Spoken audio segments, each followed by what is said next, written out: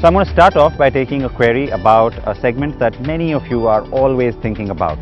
Abhilash Pradhan has written in saying that he has a budget that goes all the way up to just about 7 lakh rupees, but he's willing to look at 3 different models there. There's the Grand i10, the sports variant, the VXI Swift from Maruti Suzuki, and then this car, the i20, that's also been making quite a few waves. Now, very different cars, Abhilash. Of course, you want to know which one you should go for.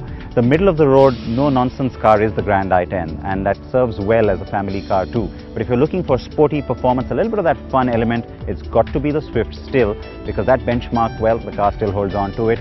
But in terms of style, moving up, a big car feel, and just a better ride quality, and a lot of space, yes, it's going to be the i20. So it depends on what you're looking for, but that's really the way it actually breaks up between these 3 cars. The next question comes from Abhi Chaudhary. He wants to know which 150cc bike to look at. Should it be the FZ from Yamaha that was upgraded last year, or should it be the all-new Pulsar AS from Bajaj? Now, I can tell you, Abhi, that the Pulsar AS, the Adventure Sport as they're calling it, it's trying to be a different kind of touring bike. In terms of attribute, in terms of styling and design, that's not necessarily true. But yes, it opens up a whole new segment. So if a slightly taller ride height works for you, then yes, that's the bike to go for. But if you want style, you want that little sense of performance, then well, you've got to still stick to Yamaha, because Yamaha holds that benchmark with the FZ even now. Tejinder Singh has written in a question that many of us keep asking Honda: when will the Accord make an entry back into the space that it left from India? Now, Tejinder, I can tell you that it's a very capable product from Honda, and both the Civic and the Accord are sorely missed. So we would like to see both those nameplates come back to the market. In the case of the Accord, Honda is waiting and watching. The 9th generation launched globally in 2013-2014. We never got it here in India.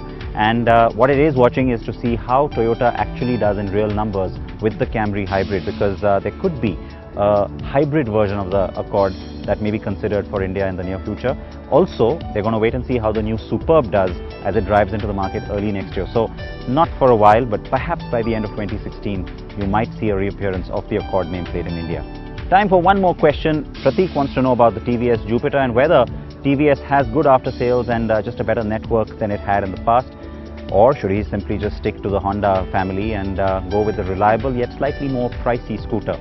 Prateek, the Jupiter is a great scooter. It has done really well. It's also proved itself in terms of numbers, and TVS continues to grow its network, especially in the northern part of the country where it was weak. Now you have a fairly good setup. So yes, I would say that you should go ahead with the TVS Jupiter. It rides well, it has a really nice feel, and also some pretty cool features on board. So that's pretty much it for this week, but next week, remember, I will take way more queries, and in fact, if you have a specific situation that you want us to actually examine for you, we'll bring in the vehicles, we'll actually tell you what you should buy. So that's again something, if you want to think about, confused between 2 or 3 vehicles, just write in and ask us, we'll have the answer for you.